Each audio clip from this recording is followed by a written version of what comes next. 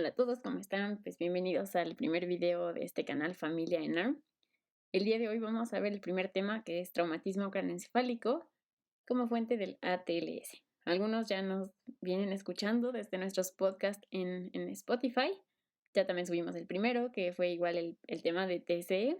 Entonces aquí en YouTube vamos a subir los temas mucho mejor explicados, con casos clínicos y con preguntas básicas que se deben de saber pues para este ENARM, ya seas un médico interno, un médico pasante, médico general y estés en preparación para tu examen nacional. Bienvenida, espero que te sea de mucha utilidad todo este material. Y pues vamos a empezar el video con unos casos clínicos. El primer caso clínico es así. Después vamos a presentar algunas preguntas y les voy a dar un tiempo, o ya sea que le pongan pausa al video, y pues para que puedan responder. Paciente masculino de 27 años de edad. Se presenta al servicio de urgencias por traumatismo craneoencefálico al caer de un caballo. Su hermana refiere que estuvo inconsciente por más de 5 minutos. Presentó un periodo de amnesia de aproximadamente 20 minutos. A la exploración neurológica presenta apertura ocular espontánea. Se encuentra ligeramente desorientado, pero se comunica y obedece órdenes. Ok. Y tenemos aquí nuestra primera pregunta. Yo del lado izquierdo pongo el caso clínico por si quieren volver a leer algún dato importante o algo así. Y del lado derecho pues tenemos los incisos y la pregunta, que en este caso sería, la medida más recomendada a llevar a cabo en este paciente es, inciso A, hospitalizar, inciso B, dar de alta con datos de alarma, inciso C, revalorar en una hora o inciso D, realizar TAC. Yo les recomiendo que aquí le den pausa, piensen un poquito en su respuesta y ya que la tengan, pues continuamos. Finalmente, de todos modos, las respuestas las voy a dar un poquito más al final. Veamos si las tienen correctas o no. Pero pues bueno, en la parte de abajo de los casos clínicos o preguntas, vamos a tener este monitor en donde vamos a tener diferentes caritas. La que tenemos aquí es una carita amarilla o como una carita intermedia y va a ser relacionada al nivel de dificultad que tienen las preguntas de nuestro video. En el ENARM se presentan de la misma forma preguntas con diferentes grados de dificultad, como fácil, media o difícil. Entonces, pues esta sería una pregunta con dificultad media, porque pues tenemos que conocer los criterios para saber qué vamos a hacer con los pacientes cuando pues los recibimos en urgencias con un traumatismo craneoencefálico. Entonces, pues esa es la primera pregunta. Vamos a pasar a la siguiente. Ahora, ¿qué puntuación en la escala de coma de Glasgow recibe este paciente? Inciso A, 16 puntos. Inciso B, 14 puntos. Inciso C, 13 puntos. E inciso D, 9 puntos. Aquí nada más recordando que pues el caso clínico nos presenta que la exploración neurológica, el paciente presenta apertura ocular espontánea, se encuentra ligeramente desorientado, pero se comunica y obedece órdenes. Aquí la dificultad de esta pregunta es fácil, la tenemos en una carita feliz, de color verde. Entonces, finalmente, calcular el Glasgow es algo súper básico que tenemos que saber desde siempre. Entonces, pues es una pregunta fácil, pero que sí ha venido varias veces en el ENARM, uno o dos casos que calculemos, pues, qué puntaje tiene en esta escala, ¿no? Ya sea que le quieran dar pausa y vamos a continuar con las siguientes preguntas. Como ya les comenté, en un rato vamos a ver si su respuesta era correcta o no y también la explicación de cada una.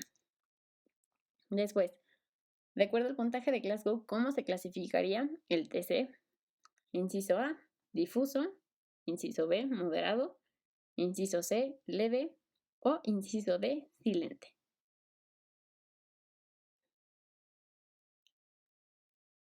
Ok, y aquí seguimos hablando del mismo caso clínico. Como ven, son preguntas seriadas. Una tiene que ver con la otra, están relacionadas y así es como igual vienen las preguntas en el ENARM. Hablan del mismo caso clínico. Entonces, muchas veces si no piensas bien o en la respuesta o si ya te equivocaste, puedes tener las siguientes también mal. Entonces, pues van relacionadas. Pero pues igual hay excepciones, ¿no? Aquí tenemos una pregunta de dificultad media, donde dice, ¿se consideran criterios para solicitar TAC en pacientes con TCLD excepto? Entonces aquí nos está hablando del mismo tema, pero pues hay que leer bien la pregunta. Criterios para solicitar TAC son 3 menos uno de los siguientes. Inciso A, caída de altura mayor a 5 escalones o 3 pies. Inciso B, amnesia por más de 30 minutos. Inciso C, pérdida de la conciencia por más de 5 minutos. O inciso D, herida en cuero cabelludo mayor a 5 centímetros. Aquí igual. Les doy unos segundos o le pueden dar pausa para que pues puedan leer bien la pregunta y piensen en su respuesta. Y pasamos a la última pregunta de este caso clínico, que sería, ¿la frecuencia con la que se presentan los traumatismos craneoencefálicos severos es del? Aquí pues es importante que se sepan el dato de con qué frecuencia ocurren los traumatismos craneoencefálicos leves, moderados y severos. Aquí es el inciso A, el 15%, inciso B, 5%, inciso C, 0.5% e inciso D, el 10%. Y pues bueno, este fue el primer caso clínico que tenemos en este video. Ahora voy a empezar a hablar un poquito más de generalidades, de puntos clave que marca el capítulo de traumatismo craneoencefálico del ENARM, pero pues un poquito ya más resumido, con datos importantes que se tienen que saber, algunos relacionados a anatomía, como en este caso. Y no es que nos regresemos a primer semestre de la clase de anatomía, para nada. Aquí vamos a hablar un poquito de las funciones de los lóbulos cerebrales, pero en relación a ya aplicados a un caso clínico, en el contexto de la vida real, ¿no?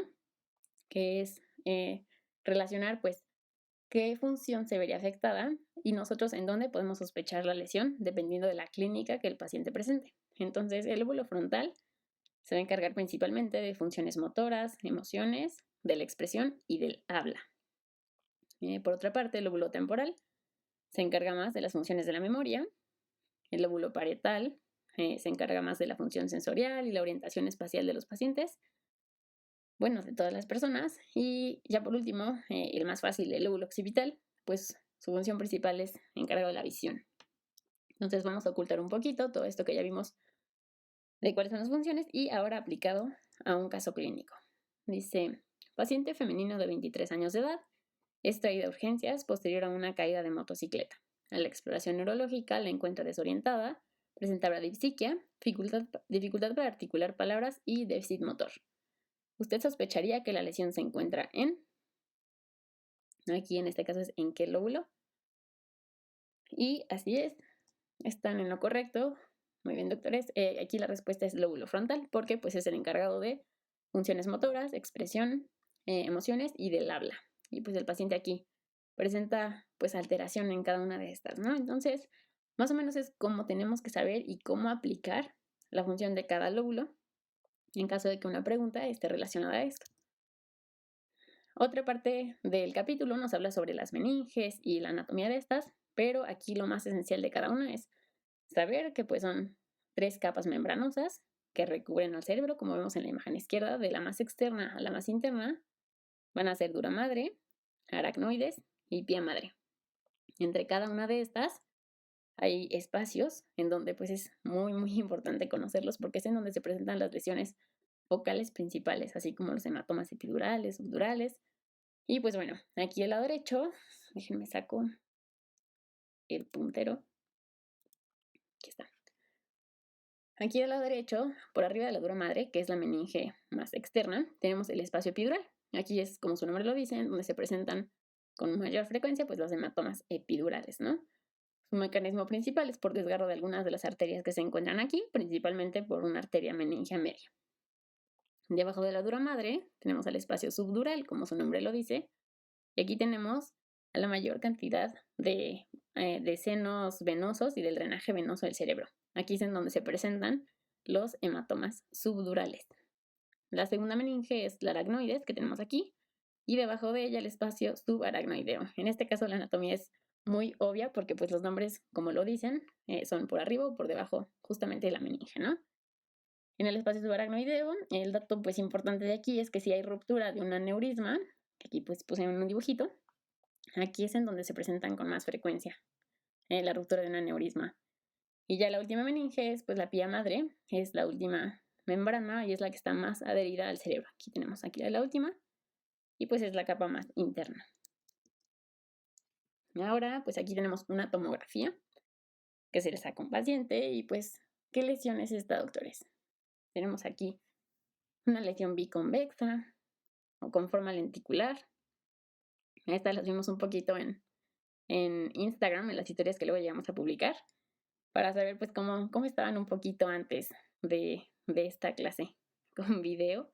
Algunos estuvieron muy bien, lo cual me dio mucho gusto, y uno que otro confundieron el epidural con el subdural, pero pues ya, si ven este video les va a servir muchísimo. Entonces, pues en este caso estamos hablando de un hematoma epidural, aunque le suene súper común el nombre.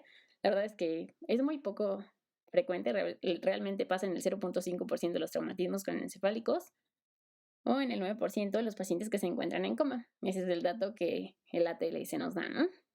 Como les comenté, tiene una forma biconvexa o lenticular y su origen es arterial. Principalmente, este es un dato muy importante que tienen que recordar, que el hematoma epidural puede ocurrir por la ruptura de la arteria meningia media. Y pues el sangrado es entre el hueso y por arriba de la dura madre. Entonces, pues adquiere esta forma. Otra lesión que tenemos aquí, esta sí es mucho más frecuente. Se puede observar toda esta zona hiperdensa que tenemos aquí. ¿Qué lesión es esta? Si le quieren poner pausa igual adelante para que la puedan observar, y ahorita pues ya vamos a ver cuál es. Que es el hematoma subdural. Esta es una de las lesiones que sí son más frecuentes, ocurre en el 30% de los traumatismos craneoencefálicos. Generalmente tiene un desenlace pues más severo y tiene aquí, como lo dice, forma semilunar, ¿no? Se adapta al contorno del cerebro, así, justamente adquiere esta forma. El origen de este sangrado es venoso porque pues ocurre por la ruptura o el desgarro de las venas que conectan la superficie del cerebro con los senos venosos, y el sangrado aquí es por debajo de la dura madre. Otra de las lesiones focales que tenemos aquí de la imagen es pues la hemorragia intracerebral o un hematoma intracerebral. Este generalmente surge a partir de una contusión o de la coalescencia de múltiples contusiones y se desarrolla pues esta hemorragia mucho más grande, ¿no? Que es una hemorragia intracerebral. Ocurre en el 20% de las contusiones y por eso es muy, muy importante volver a sacar un ataque de control en los pacientes. Si es un traumatismo craneoencefálico leve y se observa una contusión, generalmente nos dice la TLS que de 12 a 18 horas después del primer ataque, ya que pues este tipo de lesiones, como lo dice aquí el manejo, requieren evacuación quirúrgica inmediata, ¿no? Aquí tenemos un pequeño esquema del lado derecho de las lesiones focales que acabamos de ver, la diferencia entre cada una del hematoma epidural y el hematoma subdural. Ya vimos que el epidural es de sangre arterial y el subdural de sangre venosa. El hematoma epidural tiene esta forma biconvexa o como de bolita, y el hematoma subdural tiene esta forma semilunar. Entonces, pues esta imagen está muy bien. Compara cada uno de ellos y ahora vamos a hablar un poquito de cómo se clasifican las lesiones. El ATLS tiene dos formas de clasificarlo, de acuerdo a su severidad y también la morfología de las lesiones. La primera, vamos a poder analizarla y clasificar a los traumatismos craneoencefálicos desde la evaluación inicial del paciente, ¿no? Con la clínica, la exploración neurológica y con la escala de Glasgow. Aquí es donde pues vamos a ver y determinar que pues se puede clasificar como leve, moderado y severo. Déjenme tomar tantita agua. Y ok, los traumatismos ya me trabé. Los traumatismos craneoencefálicos leves se van a clasificar con un Glasgow de 13 a 15 puntos. Un TC moderado va a ser de 9 a 12 puntos y un traumatismo craneoencefálico severo de 3 a 8 puntos. Esto es muy, muy importante porque si llegan a haber preguntas en donde pues dan un puntaje de la escala de Glasgow o que ustedes tengan que determinar cuál es y que además indiquen si es leve, moderado o severo. Entonces esto sí es súper, súper importante que se lo aprendan. En cuanto a la morfología, esta no la vamos a poder determinar hasta que tengamos un ataque, en donde pues nosotros podemos identificar la lesión y ver cómo está puesto nuestro parénquima cerebral, ¿no? Como en la imagen que tenemos aquí al lado. Ya de ahí podemos determinar si son lesiones focales, que son las tres anteriores que acabamos de ver, la epidural, la subdural y el hematoma intracerebral. Son las tres principales que se clasifican como focales, y más adelante en el video vamos a ver cuáles son las lesiones difusas. Aquí nos marca como 4, que son la contusión múltiple, lesión por hipoxia o lesión isquémica y la lesión axonal difusa. La última es la más importante y pues en un ratito las vamos a ver. Ahora pasamos a una parte igual muy, muy importante, porque como ya les comenté, sí han venido varias preguntas o a veces llegan incluso en simuladores, así para que pues tú calcules el Glasgow que tiene el paciente de acuerdo a las respuestas en los parámetros que evalúa esta escala y dependiendo de esto ya después lo puedes clasificar, ¿no? Entonces voy a ir mencionando cada uno de ellos y pues ver cómo serían las respuestas y qué puntaje le vamos a dar. La escala de Glasgow tiene tres parámetros principales que son el ocular, verbal y el motor. Incluso en los casos clínicos los llegan a poner incluso en ese orden, entonces pues no se te va a poder olvidar porque pues así se evalúa y así lo redactan en los casos clínicos. El primer parámetro, que es el ocular, se evalúa con un máximo de 4 puntos, el verbal, el mejor puntaje tiene 5 y el parámetro motor tiene 6, entonces es 4, 5 y 6. Es una más fácil de aprenderlo y pues de que no se te olvide. En relación al parámetro ocular, el mejor puntaje sería cuando el paciente tiene apertura ocular espontánea, está despierto y bien y consciente. Para 3 puntos sería que el paciente solamente tiene apertura ocular a la orden verbal y si el paciente solamente tiene apertura ocular cuando nosotros producimos dolor o con estímulos dolorosos, vamos a dar 2 puntos y si el paciente no responde o no tiene apertura ocular, vamos a dar 1 punto, que sería pues el peor de todos.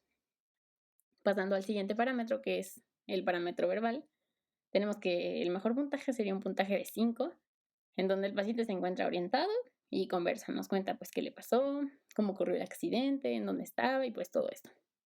Le vamos a dar 4 puntos si el paciente habla, pero se encuentra desorientado. En cambio, si el paciente nos da palabras inapropiadas o de repente estamos hablando y dice cosas que no tienen sentido, le vamos a dar un puntaje de 3. Si solamente el paciente emite sonidos incomprensibles, le vamos a dar 2 puntos. Y si no obtenemos ninguna respuesta, le daremos igual el peor puntaje, que sería 1 punto. Ya el último parámetro, que es el motor, es el que más puntos tiene, más se evalúa. Y pues aquí tenemos como la imagen de lado, ¿no? Que si nosotros le pedimos que haga algo, que nos dé la mano, que saque la lengua o que cierre los ojos, lo va a hacer. Entonces le vamos a dar 6 puntos si el paciente obedece la orden verbal. Si solamente puede localizar el dolor, así señalando, me duele aquí, van a ser 5 puntos. Si el paciente, por el contrario, tiene retirada o flexión, esta respuesta recibe un puntaje de 4. Si tiene una flexión anormal, estamos hablando de rigidez de decorticación, le damos 3 puntos. Si tiene una extensión anormal, podríamos aquí hablar de descerebración. Cuando ocurre esto, cuando tenemos una lesión en el tronco encefálico o incluso cuando hay una lesión en el puente o una herniación transdentorial, ¿no? Entonces, pues es un pronóstico mucho más grave. Y la última respuesta, que sería pues el puntaje más grave, en donde no hay, sería pues que no hay ninguna respuesta motora. Entonces aquí podemos ver que en la escala de Glasgow, el mínimo que ustedes pueden dar es de 3. No existe Glasgow de 0, de 1, de 2. Si les ponen eso, pues es para aquellos que no se saben la escala, que ni siquiera la leyeron. Entonces, doctores, ustedes sepan que el mínimo es de 3 y el máximo va a ser de 15 con el mejor, ¿no? Ahora vamos a pasar a hablar un poquito de las fracturas de cráneo. El ATL se lo clasifica de 2 formas. Uno, fracturas de la bóveda, que son pues toda esta parte exterior que tenemos aquí, ya sean fracturas lineales o fracturas estrelladas. Aquí el asterisco nos marca también porque pues estrellada o cominuta, ¿no? Que es que tiene muchos pedacitos. Es una fractura pues complicada. Igual otras fracturas de la bóveda pueden ser deprimida o no deprimida. Y si estamos hablando de fracturas de la base del cráneo, tenemos que ver si tienen fuga o no de líquido cefalorraquídeo y si tiene lesión o parálisis de algún nervio craneal. Ahorita vamos a ver cuáles son los nervios que con mayor frecuencia se lesionan, pero pues son otros daños que también se pueden producir por esta lesión. Y también pues que sepan que las fracturas predisponen y obviamente nos van a aumentar el riesgo con muchísimas veces para presentar también hematomas, hemorragias intracraneales. Aquí tenemos signos clínicos de fractura de la base de cráneo. Yo recuerdo que cuando yo iba en mis ciclos clínicos sí llegué a ver como 2 pacientes así en urgencias y pues nos dicen que el paciente tuvo una fractura de la base de cráneo, ¿no? Entonces, aquí quiero que me digan, o bueno, ustedes piensen, ¿cómo se le llama a este signo? Así es. Se le llama signo de ojos de mapache, pero tiene muchas formas de nombrarlo. En inglés es raccoon eyes, también se le llama como hematoma periorbitario bilateral o hematoma subcutáneo en gafas. Cualquiera de todos estos es válido y pues todos describen perfectamente cómo se observa la lesión. Estamos hablando que aquí podría haber probablemente una fractura del piso anterior. Del lado derecho tenemos otro signo muy importante, que igual este es súper básico saber y se llama signo de battle o signo de batalla. Y aquí, pues este es otro nombre que recibe, equimosis retroauricular o en la apófisis mastoides. Y esto nos habla de una fractura del piso medio.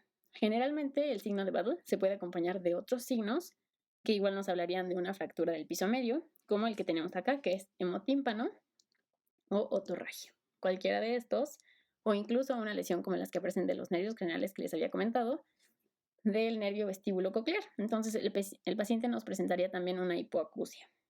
A veces puede ser de forma inicial en el traumatismo, cuando se presentan urgencias, pero también estas lesiones ocurren también postraumáticas, ¿no? Que el paciente empieza a tener deterioro de alguna de las funciones.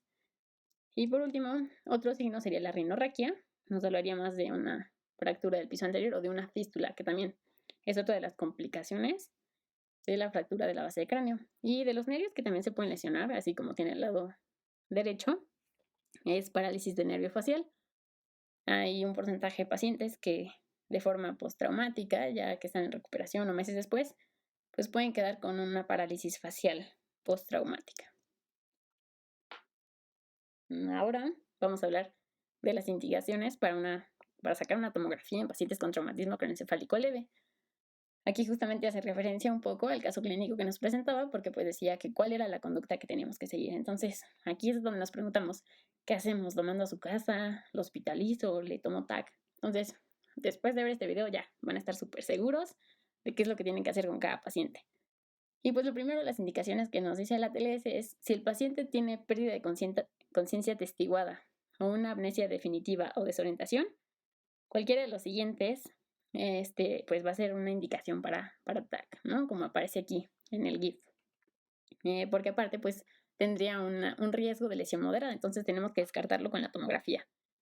El primero de estos es que el paciente tenga pérdida de conciencia por más de 5 minutos, lo cual sí presentaba el paciente del caso clínico inicial. Aquí pues ya les estoy dando las respuestas.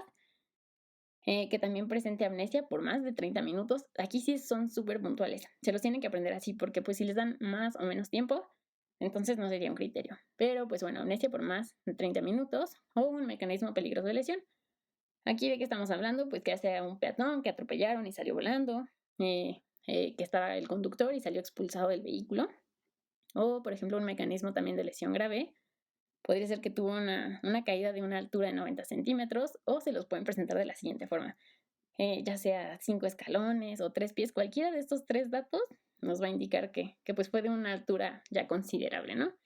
Y en el caso clínico inicial, pues se había caído de un caballo el paciente. Entonces, pues aquí ya tenemos otro dato más que nos daría pues la indicación o el criterio para tomografía.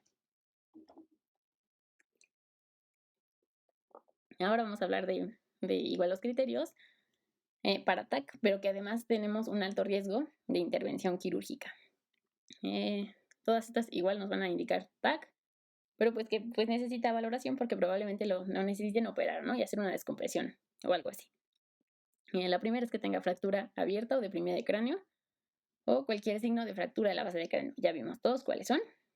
Vómito en más de 2 ocasiones porque también nos estaría hablando de una elevación de la presión intracraneal, o que tenga una edad mayor a 65 años o que tenga antecedente de consumo de anticoagulantes. ¿Por qué? Porque pues, nos predispone a un mayor o a un riesgo de sangrado importante. El diagnóstico por imagen de las fracturas y las pruebas radiológicas de erección siempre van a ser una tomografía con ventana ósea, TAC craneal con ventana ósea o tomografía computarizada, mejor dicho, con ventana ósea. Y pues para conocer las complicaciones secundarias a una fractura de la base del cráneo son bastantes. Estas son las más puntuales: disección de alguna arteria, pseudoneurisma, una trombosis, fístula de líquido cefalorraquídeo, que ya vimos que se presenta como una rinorraquia, y meningitis, sobre todo en las fracturas abiertas, ¿no? En el que pues el paciente va a presentar riesgo de infección inminente. Y también parálisis facial. Ay, déjenme tomar agua porque ya me estoy quedando ronca. En la imagen que nos muestra abajo podemos ver que una fractura nos va a predisponer o nos va a incrementar el riesgo hasta 400 veces de presentar un hematoma o una hemorragia intracraneal. Aquí tenemos otra de las complicaciones de fractura de cráneo. Entonces, pues quiero que me digan, aquí se observa justamente las flechas nos marcan. ¿Qué sería esto, doctores? ¿Es sangre? ¿Un tumor? ¿Aire?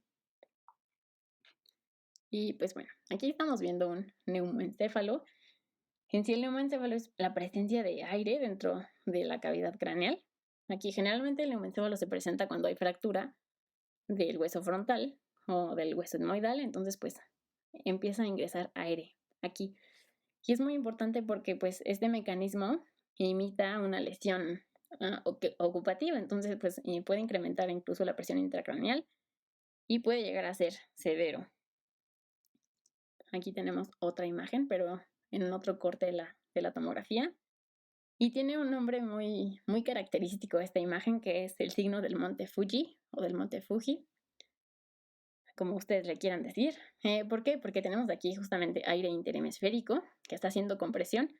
Y esta imagen, pues hiperdensa, se describe como la nieve, ¿no? Entonces, pues por eso esta imagen de neumoencéfalo está comprimiendo y se le llama signo del monte Fuji. Ahora vamos a hablar un poquito sobre los objetivos de tratamiento, parámetros de laboratorio y también para monitorizar a sus pacientes, porque pues todos estos parámetros son muy importantes en nuestros pacientes hospitalizados. Cada uno tiene sus razones y pues vamos a dar los más esenciales. El primero, en cuanto a parámetros clínicos, vamos a hablar de la presión. Aquí la tele se nos dice que debemos de mantener la presión arterial sistólica mayor o igual a 100 milímetros de mercurio. Pero más abajo en el texto, aquí con estos asteriscos, podemos ver que esta presión es ideal o se recomienda para pacientes entre 50 y 69 años de edad.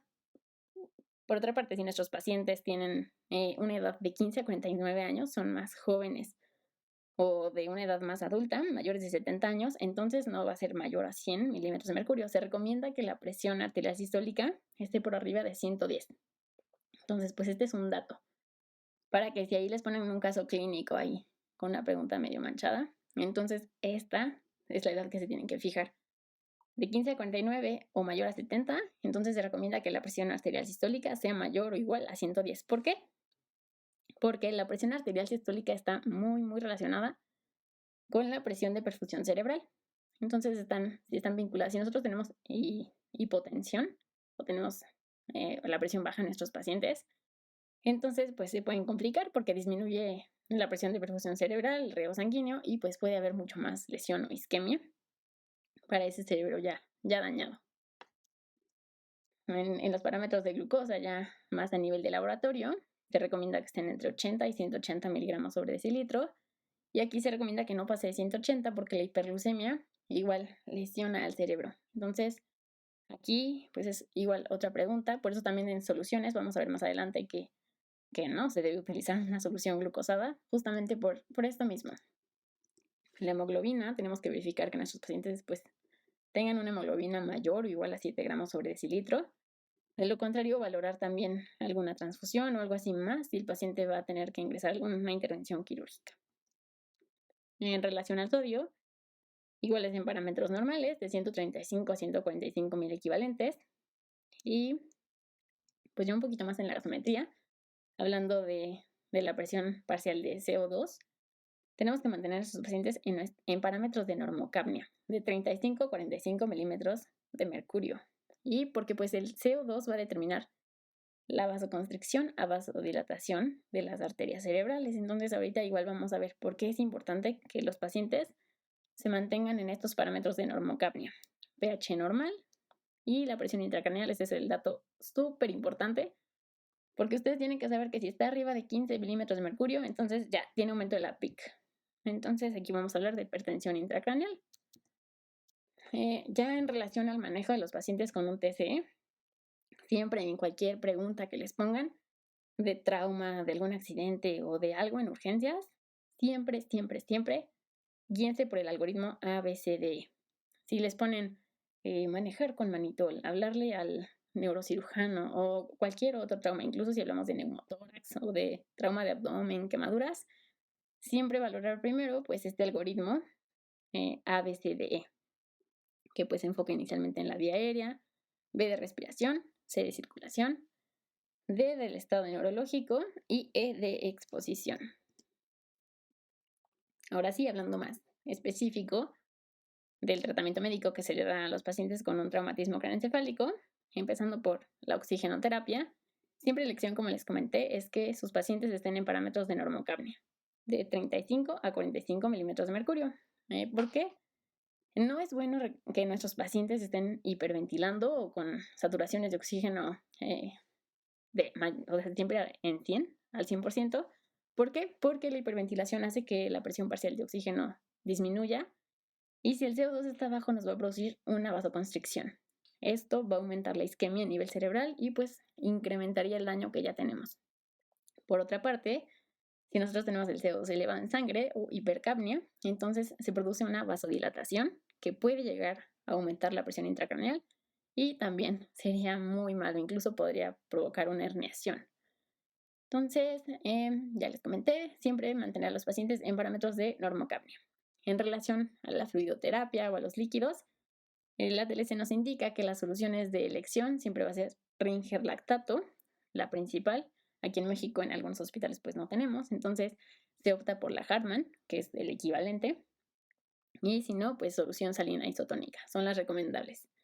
La que está contraindicada es la solución glucosada, porque como ya les comenté, tenemos hiperglucemia que igual lesiona el cerebro ya dañado. Otro punto muy importante a evaluar es la anticoagulación. Si nuestros pacientes están anticoagulados, tenemos que revertirlo. ¿Por qué? Porque pues hay un riesgo muy, muy grande de que ese sangrado sea más importante. Entonces, por ejemplo, si nuestros pacientes tienen antecedentes de alguna coagulopatía, alguna cardiopatía o algo por lo que consuman antiagregantes plaquetarios, como clopidogrel o aspirina, tenemos que revertirlo con plaquetas. Si toma o consumió heparina, entonces para revertirlo utilizamos sulfato de protamina. Y si tenía antecedente de consumo de warfarina, entonces vamos a administrar vitamina K y plasma fresco congelado. La verdad es que no creo que lo pregunten, pero pues para aquel que quiera aprender un poquito más, igual esto lo indica el ATLS, es muy importante saberlo y pues cómo revertir una anticoagulación. Incluso pues en el área de urgencias también esto es importante para la vida, así que pues aquí tienen el dato. En relación al uso del manitol, no a todos los pacientes con un TC vamos a administrar manitol. Tiene sus indicaciones. Entonces, la principal es que el paciente tenga una presión intracraneal elevada. Ya vimos que es por arriba de 15. Todo esto siempre se hace mucho con la evaluación previa del neurocirujano. A veces si no está, entonces pues es importante llamarle y ver su valoración, ¿no? Pero pues bueno, aquí tenemos las indicaciones.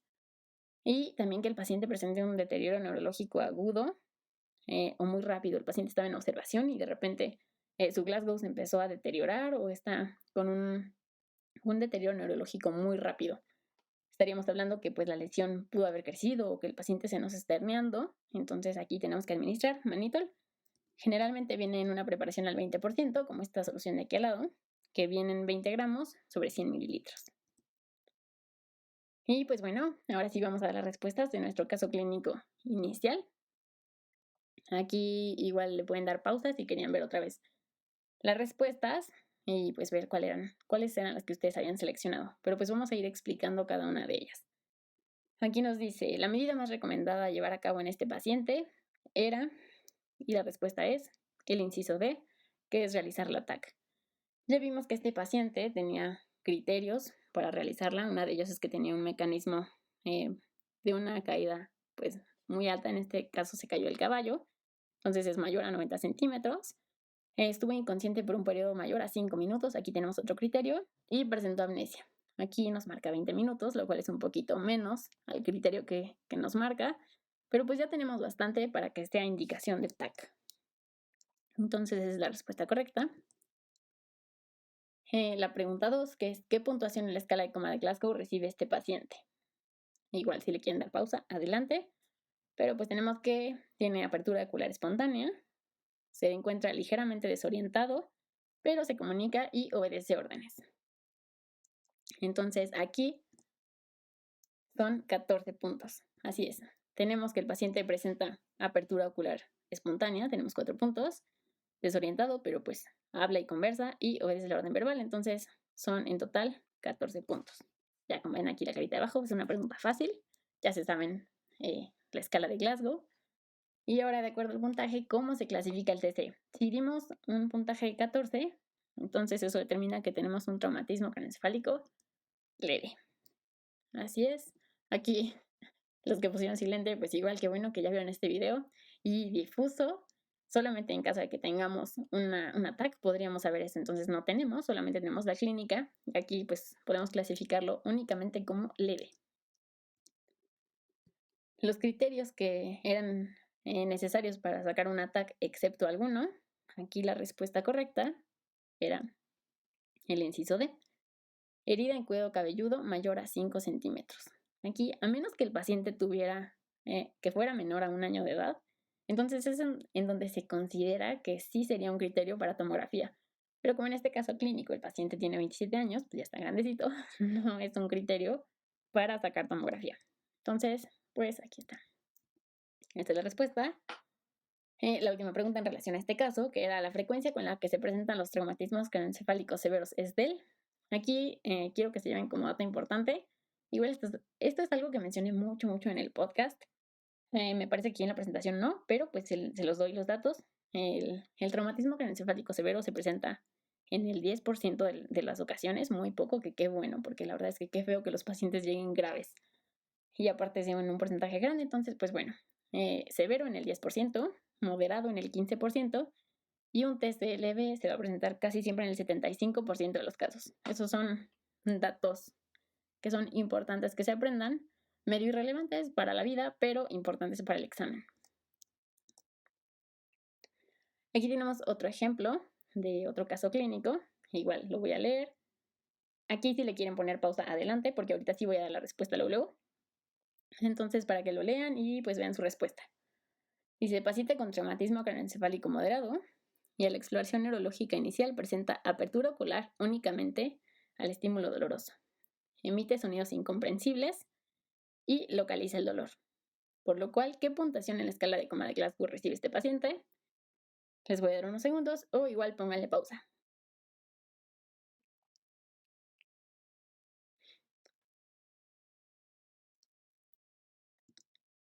Así es, entonces aquí tenemos un puntaje de 9 puntos. Tiene apertura ocular al estímulo doloroso, 2 puntos, con sonidos incomprensibles, otros 2 puntos, y localiza el dolor, entonces tenemos 5 puntos. En total, 9.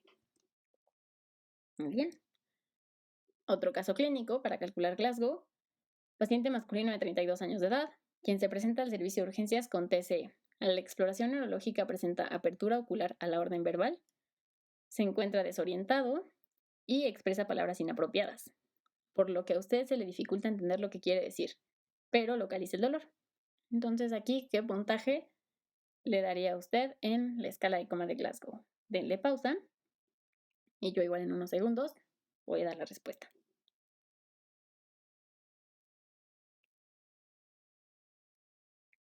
¿Ok? Y aquí la respuesta sería el inciso C. Espero que hayan tenido todas correctas, ojalá que sí, porque pues ya son preguntas que aquí se clasifican con una dificultad leve, ¿no? Son preguntas fáciles. Entonces el paciente tiene aquí apertura ocular a la orden verbal, se encuentra desorientado y con palabras inapropiadas, y aquí me parece que también localizó el dolor, sí. Entonces tenemos en total 11 puntos. Aquí tenemos una pregunta, es de las preguntas difíciles de este video. Si no se la saben, no importa, para eso estamos aquí, para prepararnos, para estar listos, pero pues ya, con ver este video pues se la van a saber, van a estar listos para todo y se van a saber perfecto el tema de TCE. Dice, paciente masculino de 66 años sufrió TCE por accidente automovilístico, del cual se recuperó. A los 2 meses inicia de forma progresiva con alteración de la marcha, deterioro cognitivo e incontinencia urinaria ocasional. El diagnóstico más probable de este paciente sería, inciso A, Parkinson, inciso B, epilepsia postraumática, Inciso C, hidrocefalia reabsortiva. O inciso D, atrofia cerebral postraumática. Igual si le quieren dar pausa al video y pensar un poquito en su respuesta, adelante. Y bueno, aquí la respuesta es hidrocefalia reabsortiva. También recibió otro nombre, ahorita voy a explicar un poquito este caso clínico. Aquí nada más como antecedente importante es la epilepsia postraumática. Para que se lleven el dato, ese es un dato importante, se llega a presentar en el 10% de los pacientes con un traumatismo craneoencefálico severo. Y su tratamiento es con fenitoína. Pero bueno, aquí la respuesta ya vimos que es hidrocefalia reabsortiva. Y dice, en relación igual a este caso clínico, porque ya les comenté, muchas veces vienen así seriados. Entonces, la sintomatología que presenta este paciente con deterioro cognitivo, trastorno de la marcha, incontinencia urinaria se conoce como tríada D. Inciso A, tríada de Whipple. Inciso B, tríada de Hacking-Adams. Inciso C, tríada de Charcot. O inciso D, tríada de Litre. Igual les doy unos segundos. Y ahorita vamos a revelar la respuesta.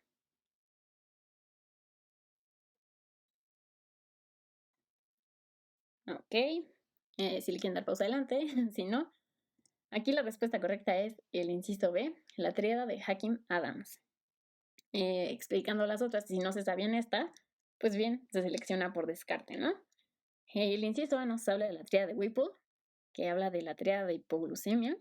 El inciso C, la tríada de Charcot, es de colangitis.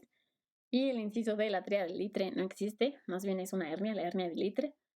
Si no la saben o no la conocen, igual puede ser pregunta de NARM, así que pues igual le pueden dar un repaso ahí a la especialidad de cirugía. Pero bueno, este no es el tema ni la clase del día de hoy, así que continuamos. Es la tríada de Hacking-Adams.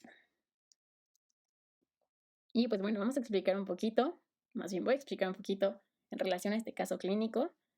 El paciente nos presenta con un nombre que conocemos más como hidrocefalia normotensa o reabsortiva. Aquí tenemos en donde se encuentran dilatados los ventrículos, pero no hay incremento de la presión intracraneal.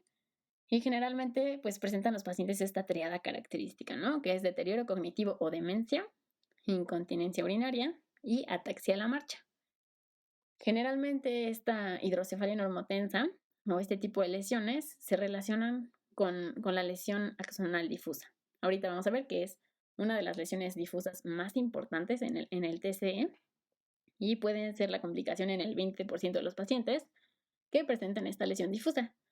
Pero como factor de riesgo tenemos que sea un adulto de edad avanzada. El paciente del caso clínico anterior me parece que tenía 66 años, entonces pues ahí tenía un factor de riesgo para presentar esto.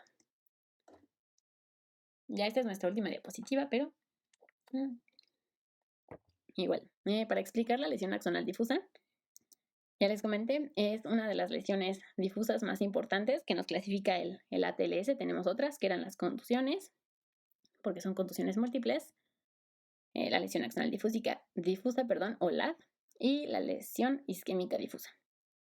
Entonces, es importante saber que estas lesiones no se van a ver generalmente con tomografía, solamente a lo mejor ligero edema o incluso la tomografía normal. Entonces, si el paciente muchas veces se presenta en un estado vegetativo persistente, a veces se sigue estudiando y ya con resonancia magnética es entonces en donde nosotros podemos ver estas lesiones puntiformes hiperintensas. Ya, si les llegan a poner alguna de estas imágenes ahí en el ENARM y ven estas lesiones así puntiformes hiperintensas, ya saben que es una lesión axonal difusa. Y pues bueno, hasta aquí terminaríamos justamente la presentación, el tema del día de hoy. Espero que les haya gustado mucho, que hayan aprendido en este tema. La verdad es que espero que les haya gustado. Ya les comenté, compártanlo. Si les gustó este video, suscríbanse, denle like al video y también síganme en las demás redes sociales. Tengo Instagram, también me pueden encontrar como Familia NARM o Spotify. Ahí ya publicamos nuestros podcasts y es en donde pues ya también vimos el tema principal, que fue traumatismo craneoencefálico. Déjenme en los comentarios qué otro tema les gustaría que revisáramos o que creen que es importante, pero pues quédense pendientes. Ahí en Instagram luego vamos publicando historias También publicaremos Reels en relación a los temas de cada semana. Pero pues bueno, yo soy la doctora Arcos. Espero que les haya gustado y nos vemos en el siguiente video. Bye.